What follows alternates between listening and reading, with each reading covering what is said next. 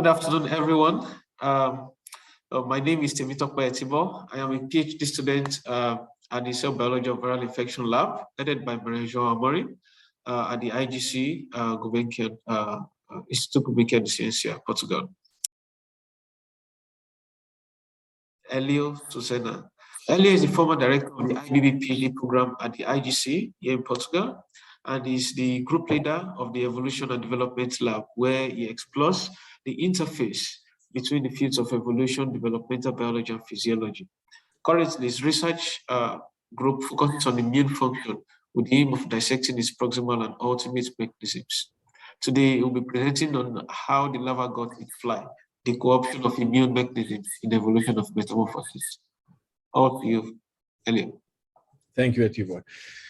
So, thank you very much for the invitation, and I'm really pleased to be here and to be part of this group where I've learned so much from already. And my talk today is a little bit off topic, so I'm going to take just a few minutes in the beginning just to tell you broadly what we do in the lab, and you are seeing our lab. So I come from the evolution and development field, the EvoDevo as it's called.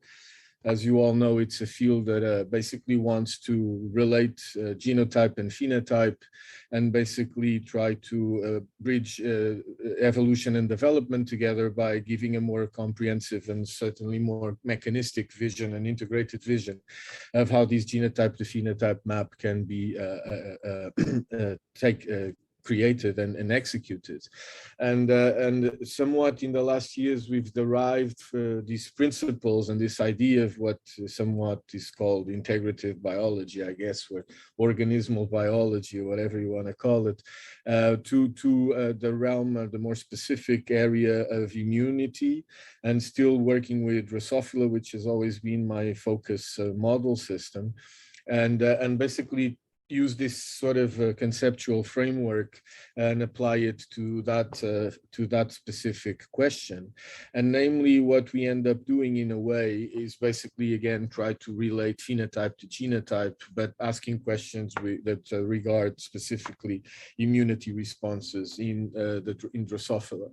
And so in a nutshell, basically we use evolution not only as a question in itself, because we are interested in the dynamics and in the evolutionary mechanisms that underlie adaptation, but then also because through evolution we can use it as a tool to actually extract new mechanistic and new players, if you want, genetics, genes that are pathways that are involved in those responses. So by evolving Drosophila populations, as we do using experimental evolution, we can then at the end compare, for example, as we did in this case with a large experiment where from a base population we derived several experimental populations that evolved over the course of up to 40 generations.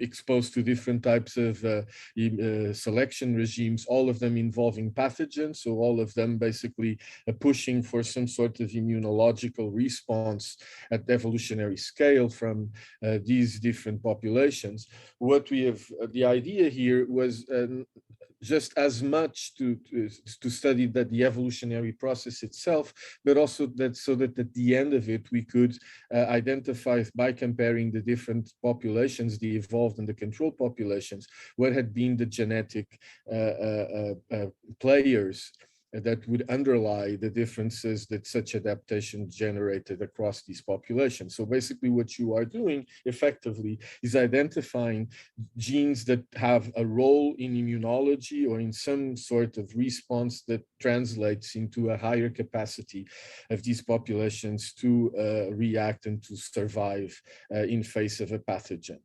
So this is just out of these experiments, one of these regimes was actually adaptation to an infection with DCV, which is Drosophila C virus, a natural viral pathogen of Drosophila.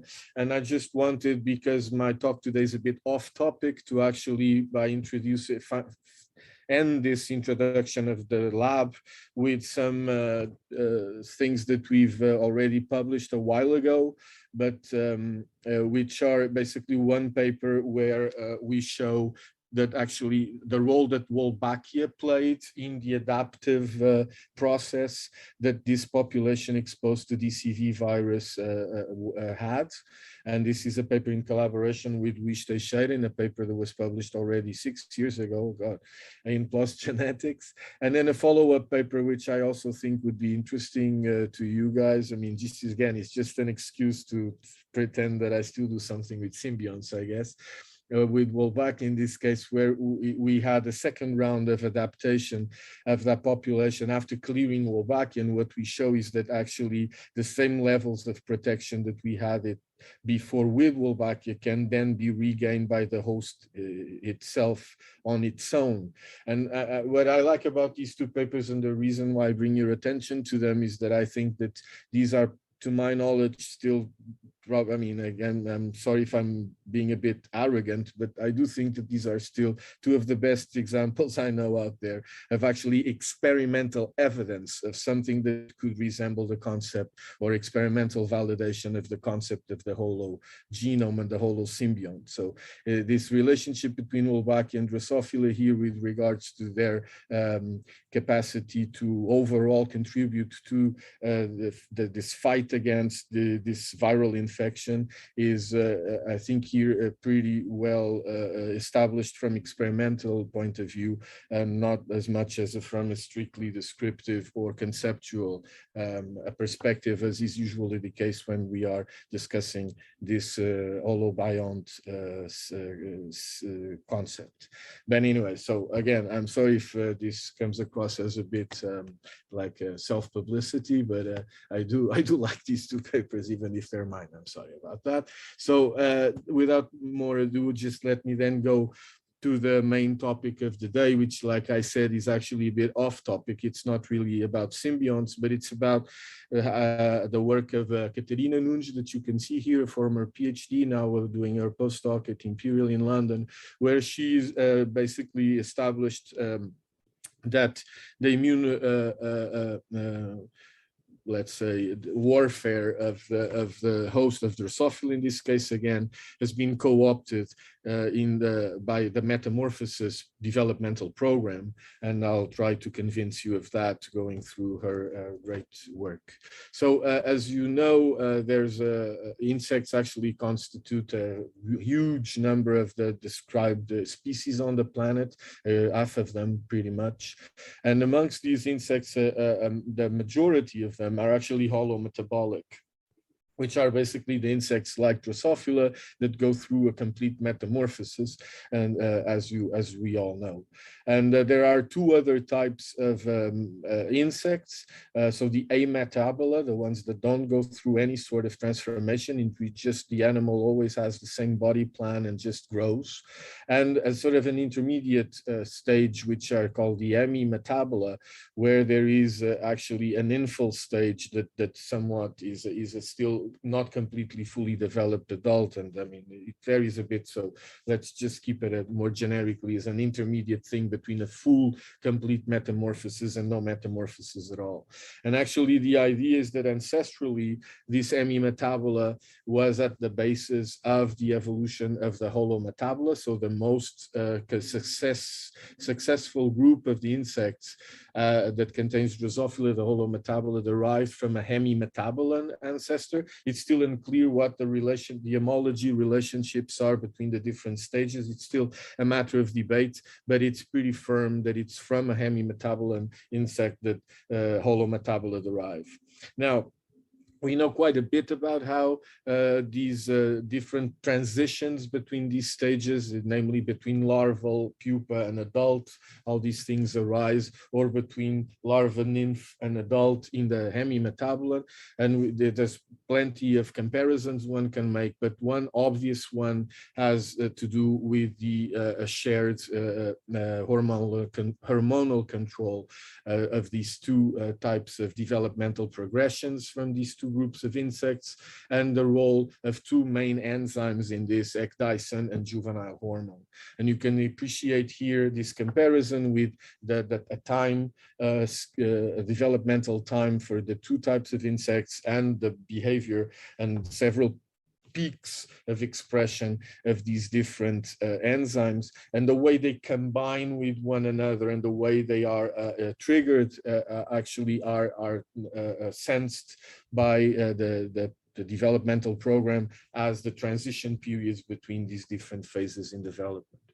And downstream of these hormonal control, some transcription factors have been identified to be extremely important in relaying this information and in executing such programs, namely this gene called BROAD. And and one of the things that has been known for quite a while is that the way that BROAD initiates the program that has to do with the triggering of metamorphosis, for example, or the triggering of different nymphal transitions in the hemimetabolome is different, which suggests that there's that the evolution of these two modes of development implicates, for example, the different relationships and different network topologies in what pertains to the relationship between hormones and transcription factors, and then downstream programs that they may execute. So now, another aspect of this is that during metamorphosis, there's some extreme events happening. One of them is the almost complete restructuring of the animal body plan and of the animal. Actually, more than 90% of the larval tissues are actually destroyed. And during metamorphosis, pretty much almost the entirety of the adult is reinvented from imaginal discs and other tissues that I'm certain you all are familiar with. But in the case, specifically in the case of the gut is also highly remodeled, namely that midgut in particular is particularly it's profoundly re-established. And one question then arises is what happens with all of the bacteria that are contained in the gut, and how does this complete reconstruction and of the gut during the pupal phase can cope with that? And the fact is that typically the flies, the larvae, just before pupariation, they go through a gut purge. So they are supposed to throw out all of the lumen contents of the gut and should be clear of bacteria. But the problem is that, like pretty much everything else in life and in biology for sure, nothing is perfect. So the question we asked ourselves first was whether actually this gut purge can be fallible, whether actually there is any chance that some bacteria are left behind. And indeed there is, and this is what we find in this first graph that you can see here, which is that we actually have both Acetobacter and Lactobacillus quantified, the two main bacterial types present in Drosophila. And we can see that if we take pupae and we plate these pupae and count bacteria in them, we can actually see that there are bacteria in the pupae, so that the gut purge was not completely efficient. And in some cases, some pupae actually have bacteria in the order of thousands of bacteria. So there's actually quite a wide range of variance in how efficient this gut purge is. And actually not even half of the pupa can do a perfect gut purge whereby no bacteria survived that process. And so the existence of bacteria inside the pupa raises the question of whether the fact that the remodeling, this extreme remodeling of the animal, including of the gut, will not release bacteria in the cavity of the pupa, basically creating a perfect circumstance for a rampant infection that could be easily out of control. And now, just to remind you briefly, how would one expect Drosophila to fight bacterial infections? It's basically through two main arms of the response, what we call generically, reminiscent of of all debates, early 20th century debates, the classical divide between cellular immunity and humoral immunity. And here we are just going to focus on humoral immunity. So basically the one that is basically reliant on to great extent on the production of antimicrobial peptides through the activation of two canonical pathways, TOL and IMD, depending on the type of pathogens and so forth. I'm not going to dwell on the details, but just to remind you of this, that there's this humoral component that is highly dependent on the production of antimicrobial peptides upon detection of the bacteria. And one other observation again is that actually if you measure the quantity of AMPs and their expression at the onset of metamorphosis, you see a peak. This is where I hope you see my cursor, but you can appreciate here P0, it's basically it's white pupa is what we call a just freshly formed pupa. And at that point, you can appreciate the high peak of AMPs that actually has been building up for a couple of hours before and declines for a couple hours later. And interestingly, most of this high expression of AMPs at the onset of metamorphosis consists, fortunately, of mostly three types of AMPs, which are drosomycin-like 2, and drosomycin-like 5. So we already know from past quite good body of work dispersed for different reasons with different types of approaches and interests that actually there is a known relationship between endocrine regulation and immunity, and particularly AMP production.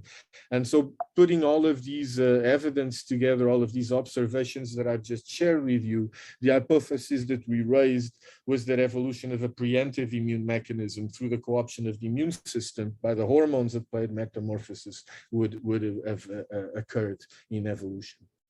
Okay, so now let's try then to go step by step trying to verify this. And again, one thing is that we can first ask is whether this drosomycin peak in this AMP peak, particularly the drosomycin one, which is the focus of the thing of our work primarily, and you'll see why, isn't actually necessary to control the numbers of bacteria that we saw still stay behind despite the gut purge that the white pupae undergo at the onset of metamorphosis. So if we again separate the bacteria on types and we grow them in the specific media that they are happy in, and if we then compare wild type individuals with drosomycin mutants, we can basically compare white pupae, so how many bacteria they have at the onset,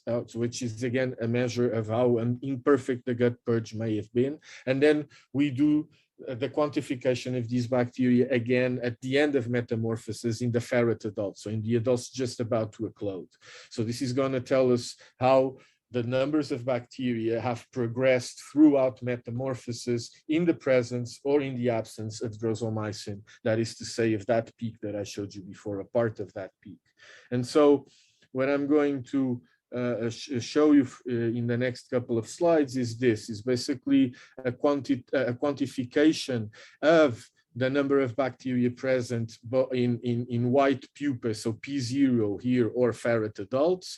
In here, what we are seeing is the wild type situation. So this is the number of bacteria we start off with. So with individuals, these are hundreds of different individuals plated one by one.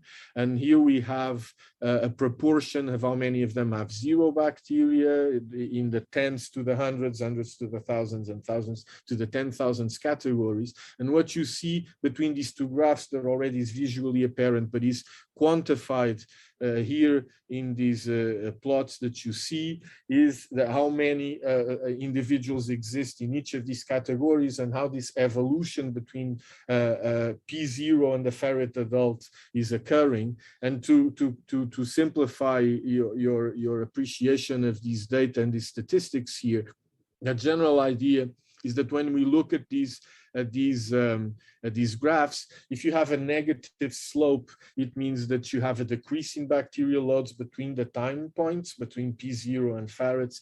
And if you have a positive slope, it means the opposite, that the number of bacteria has increased. And basically, so in brief, if you compare these two situations, which are basically on top the wild type against the Drosophila mutant in the bottom, you see that you go from a negative slope to a positive slope. So this is confirming indeed that the peak of Drosophila at the onset of pupariation has a relevant effect in controlling these bacteria that are left behind, that without it will progress and multiply within the pupa, whereas in wild type conditions, in the presence of the AMP, their numbers will be decreased, the numbers will be controlled, and this is probably highly relevant to the outcome of the entire process and to the possibility of success of this whole process and the eclosion of an adult that will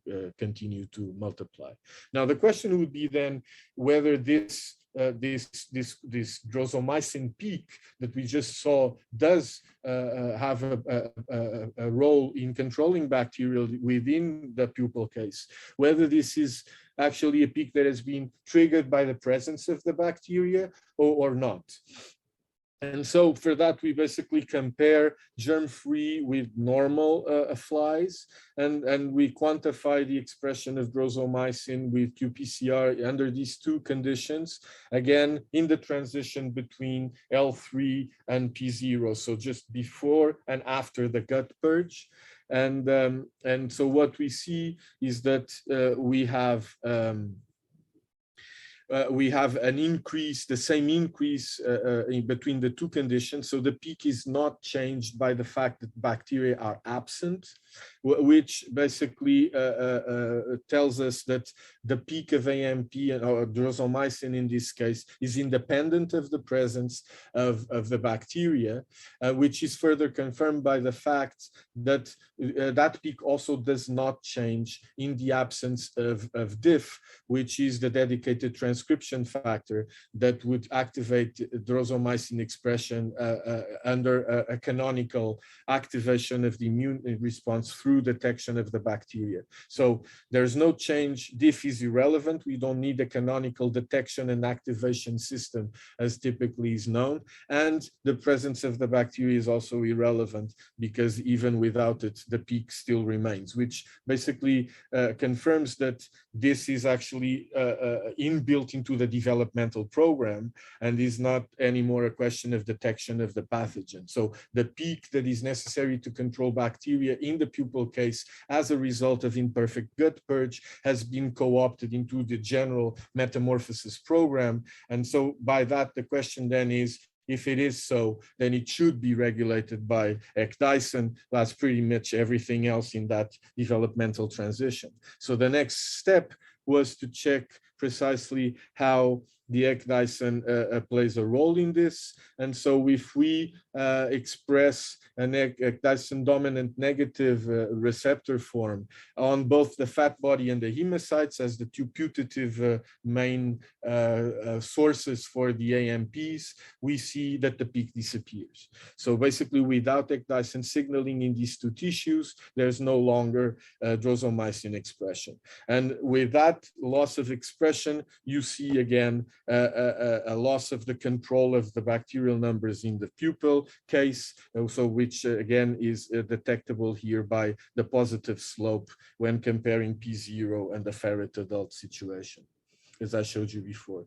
If we now actually break down this into the fat body on one hand and the hemocytes in the other, using two different Galford drivers that now distinguish between these two in these two tissues, we see that in the case of the hemocyte-specific driver, the peak is unchanged. So that's it's not the hemocytes the source of the drosomycin, but it's the fat body where, in opposition to what we see for the hemocyte driver, a specific fat body GAL4 driver does eliminate completely the peak of drosomycin when it kills ecdyson receptor signaling. So basically, ecdyson is being sensed by the fat body at the onset of pupariation, and that is driving the peak of AMPs that is necessary for bacterial control within the pupal case. Okay, so another question is, if that peak of ecdyson is capable of triggering drosomycin expression at the onset of pupariation, why doesn't it do so earlier on at the earlier ecdyson peaks, namely at the ones that also control transitions between larval stages? And one possibility is that because the difference between these two peaks is that one of them, the pupal one, actually involves broad complex that is dedicated, let's say, executing transcription factor, whereas the first one doesn't. So maybe the difference between the fact that AMPs are expressed in pupae and not earlier on, despite the presence of an ecdyson peak, is because what the AMP regulation is done through broad, which is only part of the equation in this pupal specific peak. So what we can do to test that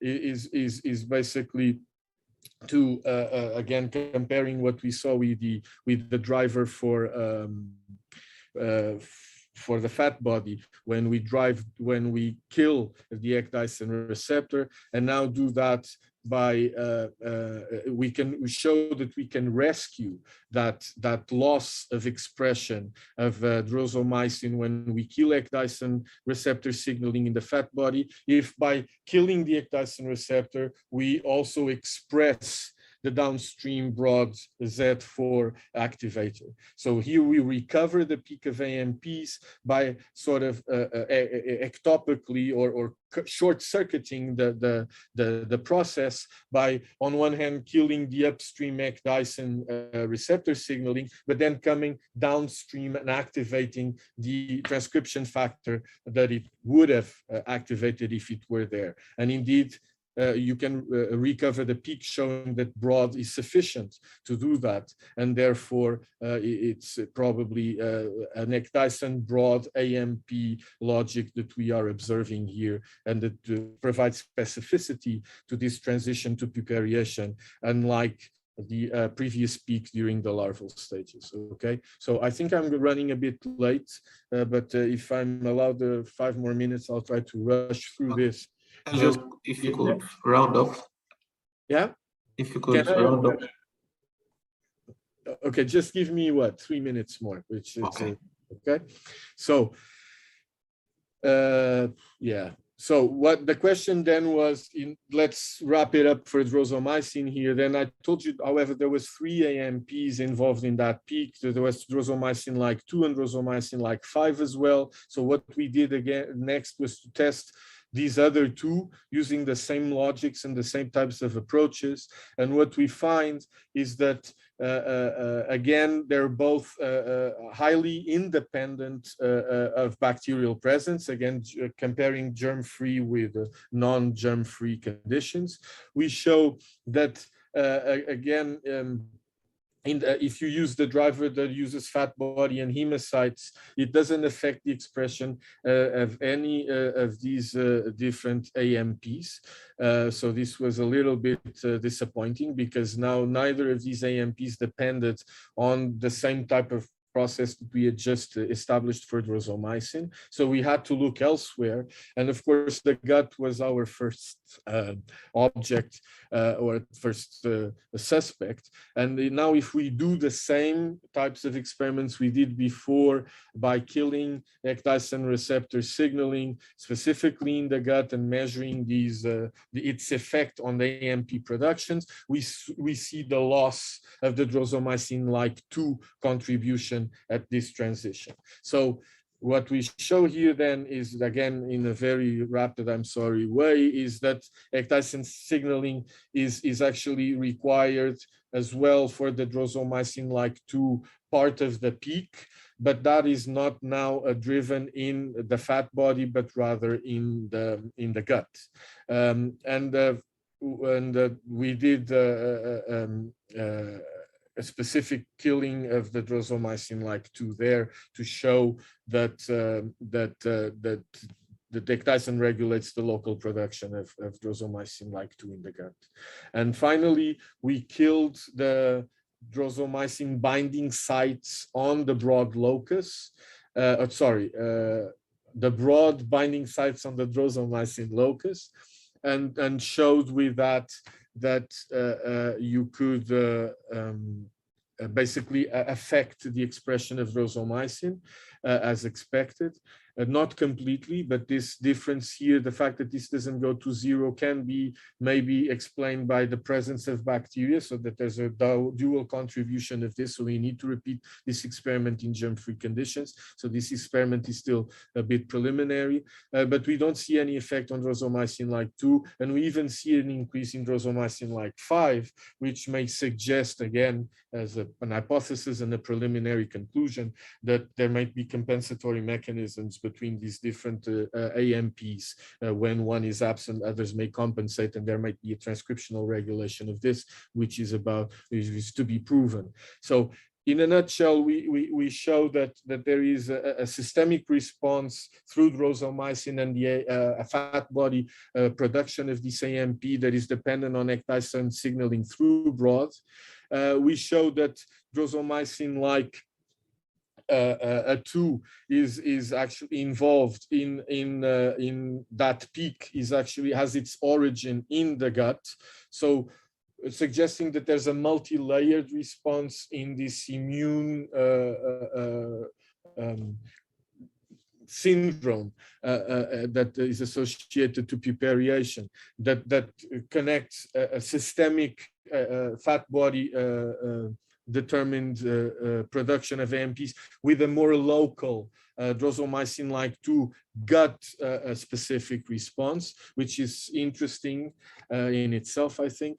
But we still have little idea of what is going on with drosomycin-like 5, where it comes from, and that is still to be confirmed.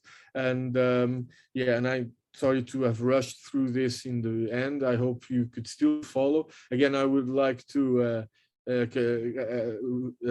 thank enormously Katerina for her wonderful work, and Takashi, which was a critical collaborator and effectively a co-supervisor of Katerina through the years. And this is our old 19th century style photograph. Okay, it's a joke. We don't look like that normally. We're more like this, actually. Okay. Anyways, thank you. Sorry for taking a bit too much. I'll take any. Thank you so much, Elio. Thank you so much. Do we have any question in the house? The floor is open for questions. I hope it was not too off topic, but anyway. It's much, yeah. Okay.